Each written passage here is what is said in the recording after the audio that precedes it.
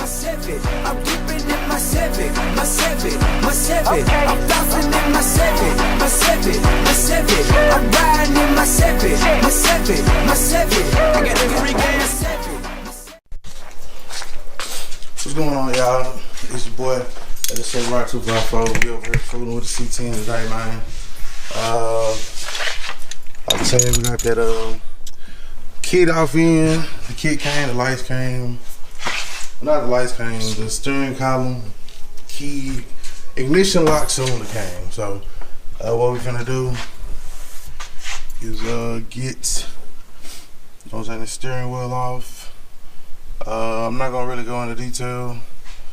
All I will tell you that for those 3 screws right there, it's gonna be a T20, and then for that big bolt in the middle, that's gonna be a 13/16. So be right back. All right, we're gonna slide that off in here. As you can see, we got the steering wheel off. We got the steering wheel off using the steering wheel removal kit from Harbor Freight. I figured it's something I could just add to my tools. I guess I could use this as a very brief moment to do a review on the steering wheel removal kit from Pittsburgh Automotive, sold by Harbor Freight. I used it on my 82 C-10. It comes with 3 sets of bolts that screw into the steering wheel, and then that middle pin is going to push down on that middle pin pushes down on the center mass screw, whatever thing is called, and then it pulls it off. Put 1 screw in, put the middle piece on, make sure that you back this out enough to where it can sit on top of that middle screw. Then put the other bolt in through the top, screw it into the steering wheel, and screw the middle until the steering wheel pops off. Very straightforward, very simple, all that. So as we're moving forward, let me get to this next part where we will have to remove the internal components. I'll get everything set up here and then we'll go from there. Alright, y'all, we back. Got the steering wheel off. Got the steering wheel assembly torn down. As you can see, it's the best I can do till my light comes. Here's the old lock cylinder. Like I said, that key, the key was just like ate the shit, so we got that out the way. So now we got a new lock cylinder. We're gonna get that installed, put it all back together.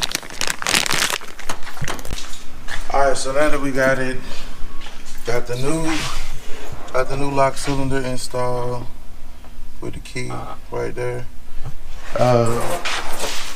What I'm going to do, I'm not gonna make y'all wait through the whole process of me putting all the rest of the stuff back together. But we'll get to the main event. You know what I'm saying? And give you what you came for. So give me a second. Let me get this battery back connected. And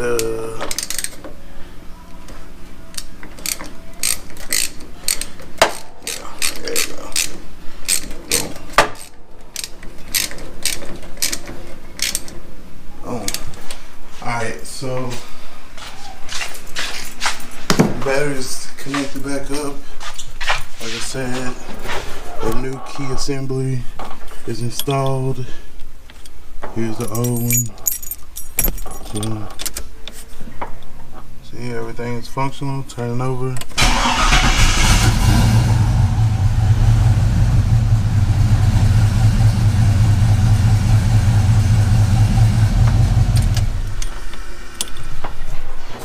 So now we got a new set of keys. I'm gonna test both of them. I mean, I'm pretty sure they both work.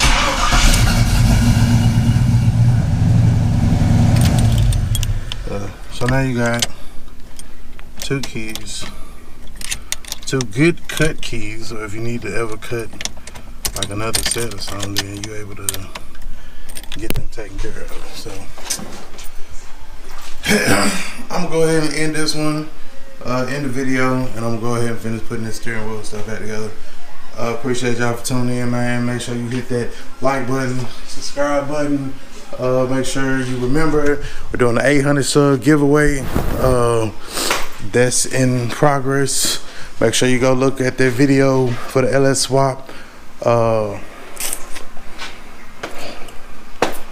800 subscriber LS swap play giveaway, sponsored by Doug McCall Photography. We hit 800 subs. Make sure you comment on the video, like that video, and that's it. You good? It's your boy LS7R254 signing off. Gone. Alright guys, so I did want to bring out a little snippet. Kind of late night wrapping up. Finish the exhaust. Not exhaust. Finish the cylinders thing, as I was saying earlier.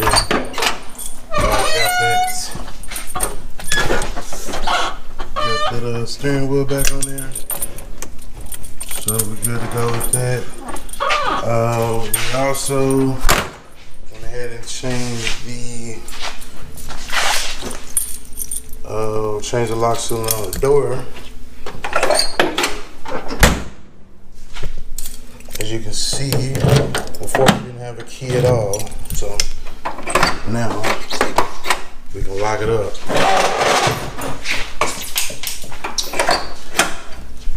This is the same procedure that's gonna have to pretty much be done on the Chevelle, the door right there. But the Chevelle's not going outside because, as you can see, if it was to rain, it would rain all off in there, and all off in the hood, and y'all know what's going on with that. So, yeah. So the plan is, the plan was to put the cylinders and stuff on there, the new lock cylinders and extra lock cylinders, and get it to where the truck could be secured outside. And so now that's something that we're able to do. So Caprice should be coming in. Truck is gonna be pulling out, and we're gonna be taking it up the road, man, and seeing what it can do. I don't foresee us having the same issues that we had with the C-10 or with the Caprice, because there's not like a custom tune or nothing like that. I mean, it's just stock, I believe, with the vats removed, so we should be good to go. So, shiny new keys. Also, what I will be doing here is ordering a striker. I was watching LMC truck, and they basically said what it is this striker. They said something about the plastic piece that goes around here. It's a common thing for that striker to come missing, or the ring be missing, or whatever. So I'm gonna order a striker. That way we won't do that no more. So it's your boy LS7R254 signing off. Gone.